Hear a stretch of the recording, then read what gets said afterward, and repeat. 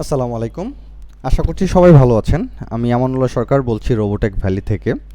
আজকে আমরা একটা মজার প্রজেক্ট দেখব, যেটা হচ্ছে পাইথন দিয়ে কিভাবে আমরা আমাদের উইন্ডোর স্ক্রিনশটটা নিতে পারি, এবং সেটা হবে অটোমেটেড সিস্টেমে। কিছু জিনিস ম্যানুয়াল থাকবে, যেমন ফাইল নেমটা কী হবে, ফাইলটা কোথায় সেভ হবে, সেই বিষয়গুলো ম্যানুয়াল থাকবে। বাকি পুরো বিষয়টা, স্ক্রিনশট নেওয়ার বিষয়টা আমরা অটোমেটিক্যালি করব।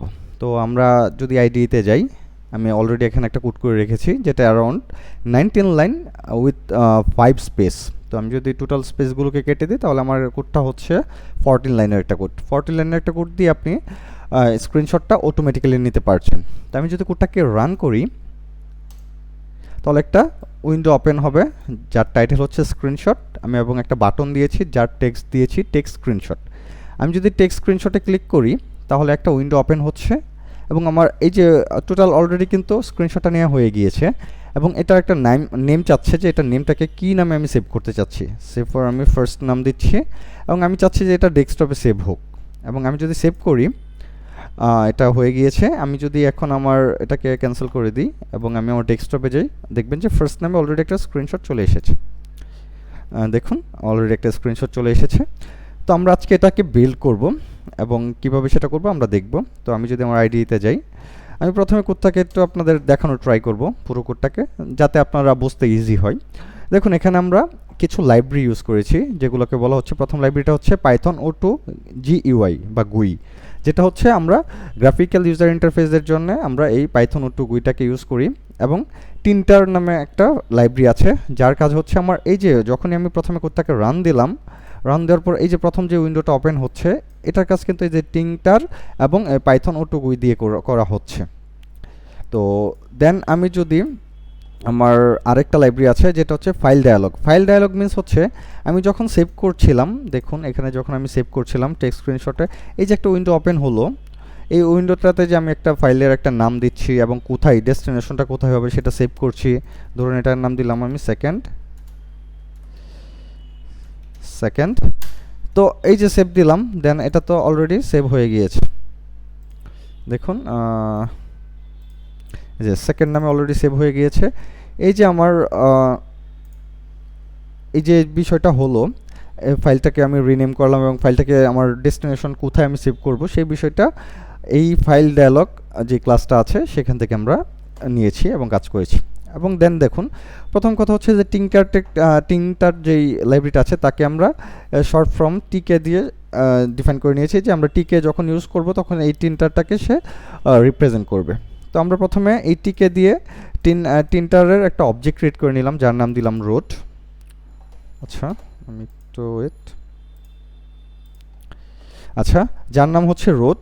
এবং দেন এই রুট দিয়ে টাইটেল যখন দিয়েছি, আমরা প্রথম যে টাইটেলটা দেখতে পাচ্ছিলাম, এই যে দেখুন আমরা এই যে টাইটেলটা দেখতে পাচ্ছিলাম স্ক্রিনশট, এই টাইটেলটা আমরা এইখান থেকে ডিফাইন করে দিয়েছি। দেন আমরা একটা ক্যানভাস নিয়েছি, এটার উইথটা কত হবে, হাইটটা কত হবে, এটা আমরা এখান থেকে ডিফাইন করে দিয়েছি যে উইথ হবে 300 এবং হাইট হবে 300 পিক্সেল। দেন সেটাকে আমরা রান করেছি, ফাইনালি প্যাক করেছি এবং মানে রান করেছি। দেন আমরা যদি নিচের দিকে আসি, এই এখানে যে কাজটা করা হয়েছে এই 4টা লাইনে, এখানে একটা ফাংশন ডিফাইন করা হয়েছে, যার কাজ হচ্ছে এই ফাংশনটা দিয়েই মেইনলি আমি আমার স্ক্রিনশটটাকে নিয়েছি। দেন আমার সেই স্ক্রিনশটটা রিনেম করেছি, আমার ফাইল লোকেশনটাকে নিয়েছি, এবং দেন ফাইনালি সেটাকে সেভ করেছি। এই পুরো কাজটাই হচ্ছে, মেন কাজটা হচ্ছে এই কাজটা, এই ফাংশনটার কাজ। বাট আমরা এটাতে একটু পরে আসবো, আমরা নিচের দিকে চলে আসি। আমরা মাই বাটন নামে একটা ভেরিয়েবল ক্রিয়েট করেছি, এবং টিকে রিপ্রেজেন্টেটর ছিল আমাদের টিন্টারের। সেই টিন্টার থেকে বাটন যেই প্রপার্টিসটা আছে সেই বাটন প্রপার্টিসটাকে কল করেছি, দেন তার টেক্সট দিয়েছি। টেক্সট মিনস হচ্ছে এই যে আমি যদি কোডটাকে রান করে আপনাদেরকে আবার দেখাই, আচ্ছা, এই যে টেক্সট স্ক্রিনশট, এটার মাঝখানে যে টেক্সটটা দেখতে পাচ্ছেন, এটা এখান থেকে আমি ডিফাইন করে দিয়েছি টেক্সট স্ক্রিনশট। আপনারা চাইলে অন্য কিছু দিতে পারেন। দেন কমান্ড, অর্থাৎ সে কী কাজ করবে, তার অ্যাকশনটা কী হবে, সে এখান থেকে এটা দেখে নিবে। তার অ্যাকশনটা হচ্ছে টেক্সট স্ক্রিনশট, এই ফাংশনটাকে সে রিপ্রেজেন্ট করছে। অর্থাৎ তার কমান্ডটা হবে, যখনই আমি এটাতে ক্লিক করবো টেক্সট স্ক্রিনশট বাটনটাতে, তখন সে এখানে তাকে যা করতে বলা হয়েছে সেই কাজটা করবে। এটা নিয়ে আমরা একটু পরে আসবো। দেন এই যে টেক্সটটা আছে তার ফন্টটা কত হবে, এখান থেকে আমরা সেই ফন্টটাকে কন্ট্রোল করতে পারবো। আমরা চাইলে ফন্ট ফ্যামিলিটাকে কন্ট্রোল করতে পারবো, অর্থাৎ ডিফারেন্ট স্টাইলিশ আমরা ফন্ট এখানে ইউজ করতে পারবো।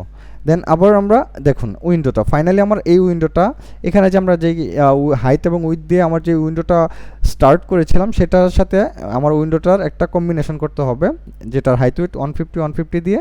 এবং ফাইনালি এই উইন্ডো একটা প্রপার্টি আছে, এই উইন্ডোটা হচ্ছে এই যে মাই বাটন, এই বাটনটাকে সে তার উইন্ডোর মাঝখানে এসে এটা প্রিন্ট করে দেখাবে। এটা আমরা এখানে এটাই বলেছি। দেন ফাইনালি আমরা আমার যেই রুট ভেরিয়েবলটা ছিল সেই ভেরিয়েবলটা দিয়ে আমরা মেন লুপটাকে রান করে দিয়েছি। এই জন্য দেখবেন একবার স্ক্রিনশট নেওয়ার পর সেটা আবার কিন্তু আসবে, সেটা আমরা আবার দেখব। আচ্ছা, এখন আমরা সেই কমান্ড টেক্সট স্ক্রিনশট যে ফাংশনটা ছিল সেই ফাংশনটাতে দেখুন, এখানে আমরা ডেফ পাইথনে তো আপনারা অবশ্যই জানেন যে ডেফ কিওয়ার্ড ইউজ করে আমরা একটা ফাংশন ক্রিয়েট করি। দেন আমরা একটা নাম দিয়েছি ফাংশনের, সেই ফাংশনটাতে আমরা এই পাইথন অটো গুই বা গ্রাফিক্যাল ইউজার ইন্টারফেস যেটা আছে তার থেকে আমরা স্ক্রিনশট যেই ক্লাসটা আছে সেই ক্লাসটার একটা অবজেক্ট ক্রিয়েট করেছি, অর্থাৎ লাইব্রেরি নেম ডট আমার ক্লাস নেম, সেখান থেকে সেই ক্লাসটার একটা অবজেক্ট ক্রিয়েট করেছি যার কাজ হচ্ছে সে স্ক্রিনশট নেবে। এবং দেন এই আমরা আরও একটা ভেরিয়েবল বা আপনি বলতে পারেন অবজেক্ট ক্রিয়েট করেছি, যেই ওই ক্লাসটার নাম হচ্ছে ask save as file name, অর্থাৎ এই যে ফাইল নেমটা কী হবে, আমরা যখনই সেভ করতেছি তখন ফাইল নেমটা কী হচ্ছে সেটাকে আমার কাছ থেকে আস্ক করতেছে এবং সেই সেভ পাথ নামক ভেরিয়েবলটাতে সে জমা করে রাখছে। ফাইনালি এই যে আমি মাই স্ক্রিনশট ডট সেভ নামক যে ফাংশনটা আছে সেভ ফাংশনটাকে আমরা কল করছি এবং এখান থেকে আমার যে নামটাকে আমি অলরেডি ফাইল নেমটাকে দিয়েছি সেই নামটার সাথে আন্ডারস্কোর দিয়ে স্ক্রিনশট ডট পিএনজি নামক একটা অলরেডি নামটাকে করে ফেলতেছে এবং সেটা একটা পিএনজি টাইপ ইমেজ সে আমাকে স্টোর করে দেখাচ্ছে। আমি যদি আপনাদেরকে এটাকে দেখাই, দেখুন এটাকে যদি আমি রিনেম করি second underscore screenshot dot PNG, দেখুন আমি শুধু সেকেন্ড নাম দিয়েছিলাম, অথবা ফার্স্ট, এখানে যদি দেখি first underscore screenshot dot PNG, আমি শুধু ফার্স্ট এবং সেকেন্ড দিয়েছিলাম, বাকি আন্ডারস্কোর স্ক্রিনশট ডট পিএনজি এই পুরো বিষয়টা এসেছে কিন্তু আমার এই যে এখানে আমি ডিফাইন করে দিয়েছি যে প্রত্যেকটা ফাইলের নামের সাথে আমি যে নামটা দিব তার সাথে অ্যাড করে দিবে তুমি আন্ডারস্কোর স্ক্রিনশট ডট পিএনজি এবং যা একটা পিএনজি ফরম্যাটের ইমেজ থাকবে সেটাকে তুমি করে দিবে। তো এই ছিল বিষয়টা, টোটাল বিষয়টা। এখন আমি যদি আবার একটা নতুন স্ক্রিনশট নিতে চাই, কোডটাকে আমি আবার রান করি, রান করার পর টেক্সট স্ক্রিনশটে ক্লিক করি, আমি এখন এটাকে নাম দিতে চাচ্ছি থার্ড, অ্যান্ড আমি যদি এটাকে সেভ করি, এটা অলরেডি একটা স্ক্রিনশট নিয়েছে। আপনি চাইলে এখান থেকে না, আপনি চাচ্ছেন যে আপনার দিস পিসির যে স্ক্রিনশটটা আছে আপনি এটাকে নিতে চাচ্ছেন, তো সেই ক্ষেত্রে আপনি এটাকে নিয়ে এখান থেকে স্ক্রিনশট নিয়ে আপনি সেটা রিনেম করে দিতে পারেন পিসি, দেন সেভ যদি করে দেন, দেখুন এখানে চলে আচ্ছা এখান থেকে হ্যাঁ চলে আসছে পিসি ডট স্ক্রিনশট, দেখুন আমার পিসি ডট স্ক্রিনশটের স্ক্রিন চলে আসছে এবং আমি থার্ড যে স্ক্রিনশটটা করেছিলাম সেই স্ক্রিনশটটাও চলে আসছে। তো এভাবে আপনারা অটোমেটেড করে ফেলতে পারেন। এবং পাইথন একটা খুবই মজার ল্যাঙ্গুয়েজ, যেটা হচ্ছে হাই ক্লাস প্রোগ্রামিং ল্যাঙ্গুয়েজ, যেটা হাই লেভেল প্রোগ্রামিং ল্যাঙ্গুয়েজ, এটা দিয়ে আমরা অনেক ধরনের অটোমেটেড কাজগুলো করতে পারি। আজকে আমরা তার এই সিরিজে আমরা অনেকগুলো মজার প্রজেক্ট দেখব পাইথন দিয়ে। তো তার মাঝে প্রথম আজকের এই প্রজেক্টটা হচ্ছে আমরা কিভাবে একটা অটোমেটেড স্ক্রিনশট প্রোগ্রাম বানাতে পারি পাইথন দিয়ে উইদিন 14 লাইন। তো সেই প্রজেক্টটা আজকে আমরা দেখলাম। তো ইনশাল্লাহ সামনে আরও কিছু প্রজেক্ট আপনাদেরকে দেখানোর ট্রাই করব। সে পর্যন্ত ভালো থাকুন। ওকে, আল্লাহ হাফেজ, আসসালামু আলাইকুম।